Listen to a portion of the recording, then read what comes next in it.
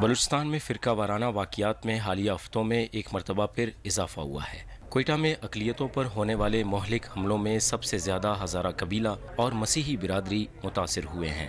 ان واقعات کے خلاف ہزارہ کمیونٹی کی خواتین نے یہاں تا دم مرگ بھوک ہڑتال شروع کی ہے۔ اس کیمپ میں 2014 میں ظاہرین کی بس پر بم حملے کے متاثرین بھی موجود ہیں۔ اس بھوک ہڑتال کا آغاز پہلے ہزارہ وکیل رہنما جلیلہ ایدر نے کیا اور بعد میں قبیلے کے دیگر لوگ بھی اس احتجاج کا حصہ بن گئے۔ میں بین الاقوامی ہیومن رائٹس ڈیفینڈرز کمیونٹیز کو کہتی ہوں کہ اور کچھ نہیں کر سکتے، یہ اپیل کرے کہ بین الاقوامی ٹرائبونل بنائے جو بلوچستان میں جینوسائیڈ ہے اس کے لیے آواز اٹھائے۔ کوئٹہ میں گزشتہ سال کے آخر میں چرچ پر دہشت گردوں کے ایک حملے میں 9 افراد ہلاک ہو گئے تھے، جبکہ مسیحی برادری کے افراد کو ہدف بنا کر قتل کرنے کا سلسلہ رواں سال اپریل میں ایک بار پھر تیز ہوا۔ مسیحی مذہبی رہنما پاسٹر سائمن بشیر حکومت کی جانب سے اقلیتوں کو فراہم کردہ سیکیورٹی انتظامات سے مطمئن نہیں ہیں۔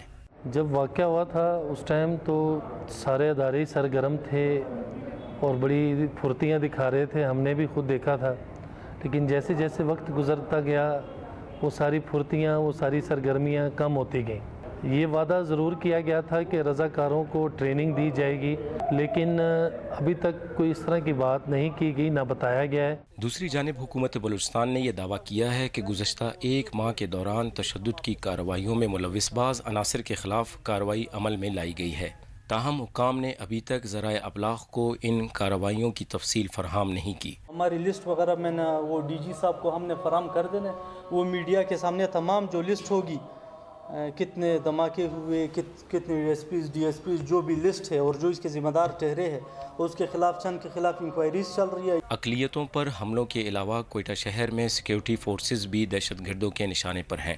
سرکاری اعداد و شمار کے مطابق اپریل کے آخری ہفتے میں پرتشدد واقعات میں 6 سیکیورٹی اہلکاروں اور 2 مساجد کے پیش امام سمیت 12 شہری ہلاک ہو گئے ہیں۔